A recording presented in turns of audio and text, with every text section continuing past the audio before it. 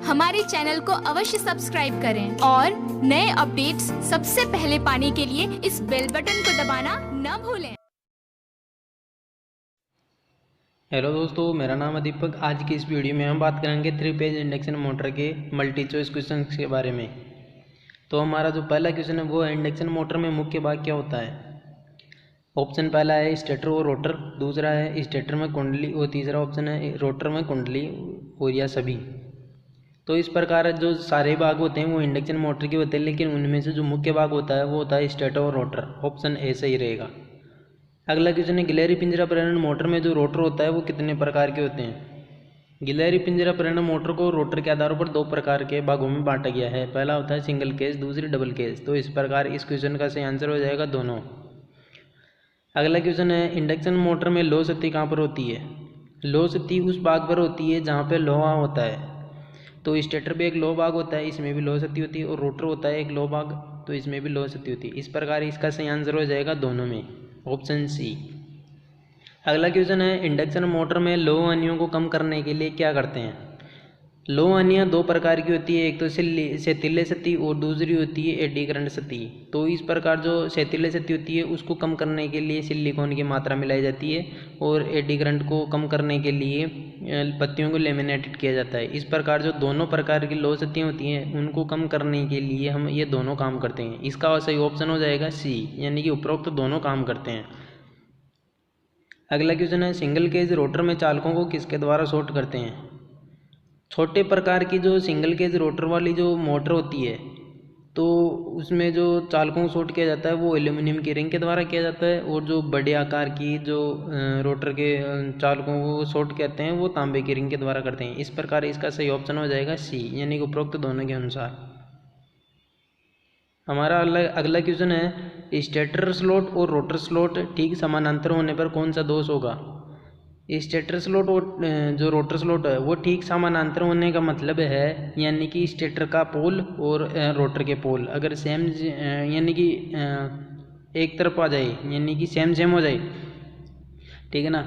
यानी कि विषम पोल अगर आमने सामने हो जाता है तो उसको ठीक समानांतर बोलते हैं। तो अगर विषम पोल एक दूसरे के सामने आ जाएंगे तो उस कंडीशन में मोटर स्टार्ट नहीं होगी। तो इसका ऑप्शन सही हो जाएगा ऑप्शन ए, यानी कि मोटर स्टार्ट नहीं होगी, क्योंकि उनके जो पोल है ना वो विषम अगर सामने एक दूसरे के ठीक समानांतर हो गए ना तब उस कंडीशन में वो पोल आपस में चिपक जाएंगे और जो मोटर का जो रोटर है ना वो घूम नहीं पाएगा। इस प्रकार अगला क्वेश्चन है डबल गेज रोटर में चालक छड़ों की परतें कितनी होती है। नाम से पता चलता है कि जो डबल गेज रोटर है यानी कि इस रोटर की विशेषता ये होती है कि इसमें चालक छड़ों की जो परतें होती हैं वो 2 होती है। तो इसका सही आंसर हो जाएगा बी, यानी कि 2।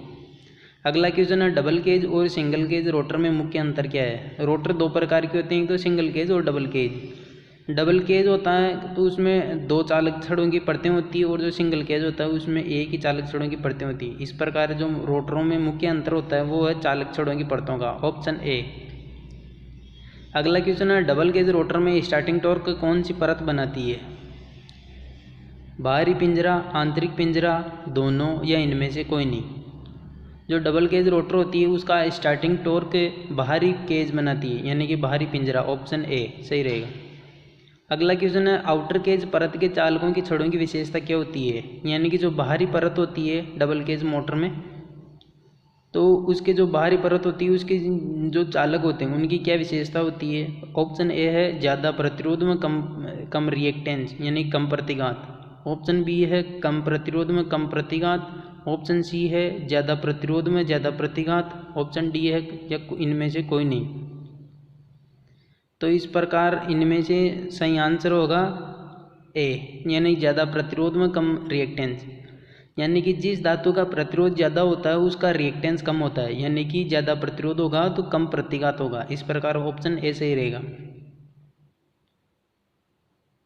अगला क्वेश्चन है डबल केज रोटर में रनिंग टॉर्क कौन सी परत बनाती है। यानी कि जब मोटर चल रही होती है ना तो उस समय कौन सी परत टॉर्क बनाती है। बाहरी परत, आंतरिक परत, दोनों, या इनमें से कोई नहीं। डबल केज रोटर में जो रनिंग टॉर्क बनाती है वो आंतरिक परत बनाती है, यानी कि इनर केज, और जो स्टार्टिंग टॉर्क बनाती है वो बाहरी परत। तो इस प्रकार इस 11वें क्वेश्चन का आंसर हो जाएगा ऑप्शन बी, यानी कि आंतरिक परत। अगला क्वेश्चन है, आंतरिक केज परत के जो चालकों की विशेषता क्या होती है? उच्च रिएक्टेंस और कम प्रतिरोध, उच्च प्रतिघात या ज़्यादा प्रतिरोध। ऑप्शन सी है कम प्रतिघात और कम प्रतिरोध, और ऑप्शन डी है कोई नहीं। तो इस प्रकार इसका सही आंसर हो जाएगा ए, यानी कि उच्च प्रतिघात और कम प्रतिरोध। जो अंदर वाली जो परत होती है उसका जो प्रतिरोध होता है वो तो कम होता है, लेकिन रिएक्टेंस उच्च होता है। इस प्रकार इसका सही आंसर हो जाएगा ऑप्शन ए, उच्च प्रतिघात और कम प्रतिरोध। अगला क्वेश्चन है, डबल केज रोटर में किस केज वाले चालकों का स्टार्टिंग रिएक्टेंस उच्च होता है? यानी कि जो प्रारंभिक प्रतिघात किसका उच्च होता है? आंतरिक परत का, बाहरी परत का, या दोनों, या इनमें से कोई नहीं। तो इसका सही आंसर हो जाएगा आंतरिक परत, यानी कि ऑप्शन ए। अगला क्वेश्चन है, डबल केज रोटर में स्टार्टिंग की करंट का अधिकतम मान कौन सी केज का होगा? बाहरी केज का, आंतरिक केज, या दोनों, या सभी? तो इसका सही आंसर होगा बाहरी केज।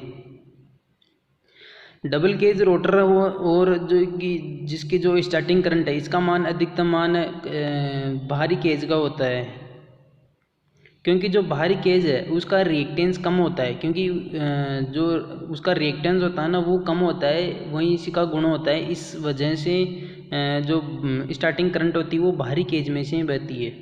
इस प्रकार इसका सही आंसर हो जाएगा ऑप्शन ए। अगला क्वेश्चन है, डबल केज इंडक्शन जो मोटर है उसमें स्टार्टिंग टॉर्क किस केज पर निर्भर करता है? आंतरिक केज पर, बाहरी केज पर, दोनों पर, या इनमें से कोई नहीं? इसका जो सही आंसर है बाहरी केज पर, क्योंकि जो स्टार्टिंग टॉर्क है वो डिपेंड करता है बाहरी केज पर, क्योंकि जो टॉर्क होता है ना वो प्रतिरोध के समानुपाती होता है, क्योंकि जो बाहरी केज वाले जो चालक हैं उनका प्रतिरोध अधिक होता है, और जो अंदर वाले जो चालक है ना उनका प्रतिरोध कम होता है। तो इस प्रकार जिन चालकों का प्रतिरोध उच्च होता है तो टॉर्क भी उन्हीं के द्वारा उच्च होता है। तो स्टार्टिंग में प्रतिरोध बाहर वाले केज का होता है ना, तो इस वजह से जो स्टार्टिंग टॉर्क है बाहर वाले केज पर ही डिपेंड करता है। तो इसका सही आंसर हो जाएगा ऑप्शन बी, बाहरी केज पर। अगला क्वेश्चन है, इंडक्शन मोटर में रिएक्टेंस किस पर निर्भर करता है? रिएक्टेंस होता है वो फ्रीक्वेंसी पर डिपेंड करता है, वोल्टेज पर डिपेंड करता है, या करंट पर, या इन सभी पर?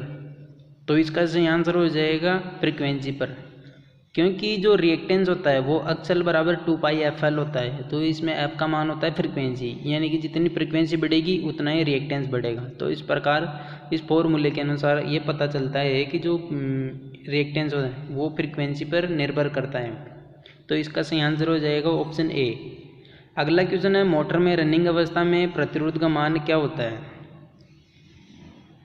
रनिंग अवस्था में प्रतिरोध का मान हमेशा कम होना चाहिए, क्योंकि जो अगर प्रतिरोध का मान ज़्यादा होगा तो उस कंडीशन में, क्योंकि अगर उस कंडीशन में अगर प्रतिरोध ज़्यादा होगा तो टॉर्क का मान भी ज़्यादा होगा, और जो अगर टॉर्क का मान ज़्यादा हो जाता है तो मोटर की गति कम होती है। अब हमारे को रनिंग अवस्था में, मोटर की जो रनिंग अवस्था होती है उस कंडीशन में हमारे को गति उसकी फुल चाहिए, यानी कि फुल स्पीड चाहिए। तो इसलिए प्रतिरोध का मान कम से कम होना चाहिए। तो इस प्रकार इस क्वेश्चन का आंसर हो जाएगा ऑप्शन ए, यानी कि कम। अगला क्वेश्चन है, स्लिप रिंग मोटर और गिलहरी पिंजरा प्रेरण जो मोटर होती है उनमें किस चीज़ की समानता होती है? और स्टेटर का समानता होती है, या रोटर के समान होता है, या दोनों होते हैं, या इनमें से कोई नहीं? इसका सही आंसर है स्टेटर समान, ऑप्शन ए। यानी कि जो स्लिप रिंग मोटर है उसका स्टेटर भी वैसा ही होता है, यानी कि 3 फेज की वाइंडिंग की होती है, और गिलहरी पिंजरा प्रेरण मोटर होती है उसमें भी स्टेटर पर 3 फेज की वाइंडिंग की करते हैं। इस प्रकार इनके स्टेटर समान होते हैं। अगला क्वेश्चन है, गिलहरी पिंजरे प्रेरण मोटर और जो स्लिप रिंग मोटर में क्या असमानता है? यानी कि कौन सी चीज़ अलग है इनमें? स्टेटर तो समान होता है लेकिन इनका रोटर अलग अलग होता है। तो इस प्रकार इस क्वेश्चन का सही आंसर हो जाएगा ऑप्शन बी, यानी कि रोटर की समानता, असमानता होती है इनमें। स्टेटर समान होता है लेकिन इनका जो रोटर होता है ना वो अलग अलग होता है, क्योंकि जो गिलहरी पिंजरा प्रेरण मोटर होती है इसमें तो रोटर में चालक डाले जाते हैं, लेकिन जो स्लिप रिंग मोटर होती है उसमें स्लिप रिंग लगाई जाती है, इसलिए रोटर की असमानता होती है। अगला क्वेश्चन है स्लिप रिंग मोटर के जो रोटर में संयोजन किस क्रम में होते हैं। स्लिप रिंग जो मोटर होती है अब वैसे तो स्टार में होते हैं इसके कनेक्शन, लेकिन आवश्यकता अनुसार डेल्टा में भी कर सकते हैं। तो इस प्रकार इसका आंसर सही होगा ऑप्शन सी, यानी कि दोनों। अगला क्वेश्चन है स्लिप रिंग मोटर में उच्च स्टार्टिंग टॉर्क कैसे प्राप्त करेंगे।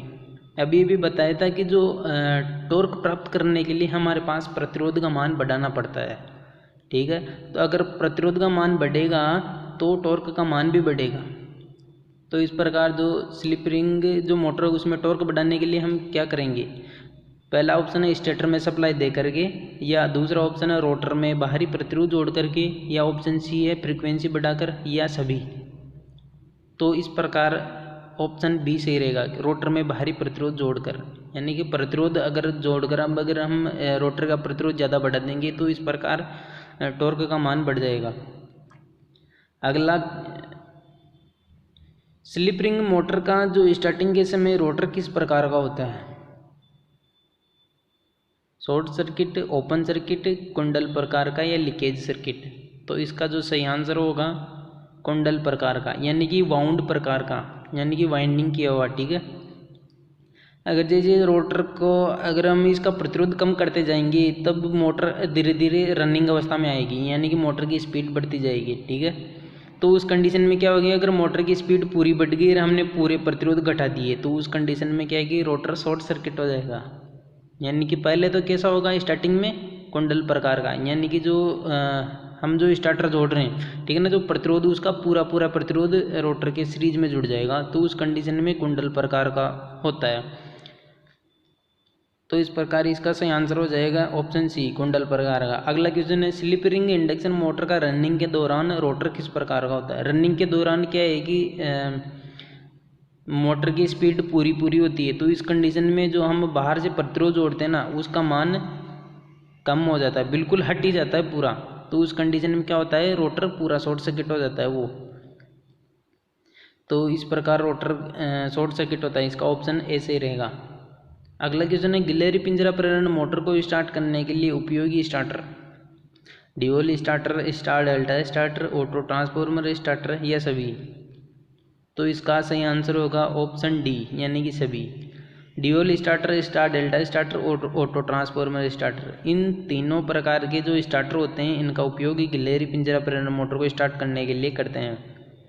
ड्यूल स्टार्टर का उपयोग करते हैं 5 HP तक के लिए, और 5 से 10 HP तक के लिए स्टार डेल्टा स्टार्टर का उपयोग करते हैं, और 10 HP से ज़्यादा के लिए ऑटो ट्रांसफॉर्मर स्टार्टर का प्रयोग करते हैं। तो इस प्रकार इन तीनों स्टार्टरों के द्वारा हम गिलहरी पिंजरा प्रेरण मोटर को ही चलाते हैं। तो इस प्रकार इसका ऑप्शन हो जाएगा डी।